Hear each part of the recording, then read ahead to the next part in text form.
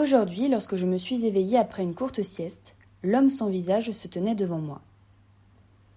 Il était assis sur une chaise, en face du canapé sur lequel je m'étais assoupie, et de ses yeux absents, situés dans son non-visage, il me scrutait. L'homme était grand. Il avait la même tenue que lorsque je l'avais vu auparavant. Il était coiffé d'un chapeau noir à larges bords qui cachait la moitié de son non-visage et portait aussi un long manteau très sombre. « Je suis venu pour que tu fasses mon portrait, » dit l'homme sans visage, après s'être assuré que je m'étais bien éveillée. Il avait une voix grave, sèche, dépourvue de toute intonation. « Tu me l'as promis, tu t'en souviens ?»« Oui, je m'en souviens, mais je n'avais pas de papier à ce moment-là et je n'ai pas pu vous dessiner, » lui répondis-je. J'étais perplexe. Mais c'est une demande très soudaine, et je vous avouerai que je n'ai encore jamais fait le portrait de quelqu'un qui n'a pas de visage. J'avais la gorge sèche et terriblement soif. J'ai entendu dire que tu étais un excellent portraitiste. Et puis, il y a un commencement à tout, déclara l'homme sans visage. Il se mit alors à rire. Enfin, je suppose que c'était un rire. Ce qui s'apparentait à une voix rieuse évoquait le bruit du vent qui résonne comme en creux du plus profond d'une caverne. Il ôta le chapeau noir qui dissimulait la moitié de sa face.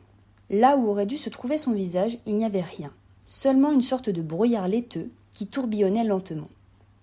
Je me levai, allai chercher un carnet à croquis et un crayon à mine tendre dans mon atelier. Puis, je me rassis sur le canapé pour dessiner le portrait de l'homme sans visage. Je ne savais pas du tout par où commencer, pas le moindre point de départ, car il n'y avait que du néant. Comment donner figure à ce qui n'est rien ? Et puis, ce brouillard laiteux qui enveloppait du vide ne cessait de changer de forme. « Le plus vite serait le mieux, » dit l'homme sans visage. « Il m'est impossible de rester longtemps en ce lieu. » Mon cœur faisait entendre des battements secs dans ma poitrine. Je n'ai pas beaucoup de temps, je dois me hâter.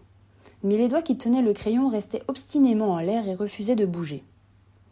Comme il s'était engourdi à partir du poignet, ainsi que l'homme l'avait dit, il y avait plusieurs personnes que je devais protéger. Et tout ce que je savais faire, c'était dessiner. Malgré tout, je ne parvenais pas à dessiner le visage de cet homme sans visage. Je fixais du regard les mouvements du brouillard sans pouvoir rien entreprendre.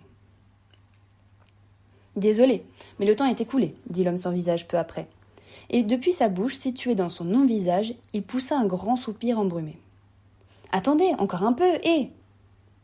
L'homme remit son chapeau noir, dissimulant de nouveau la moitié de sa face.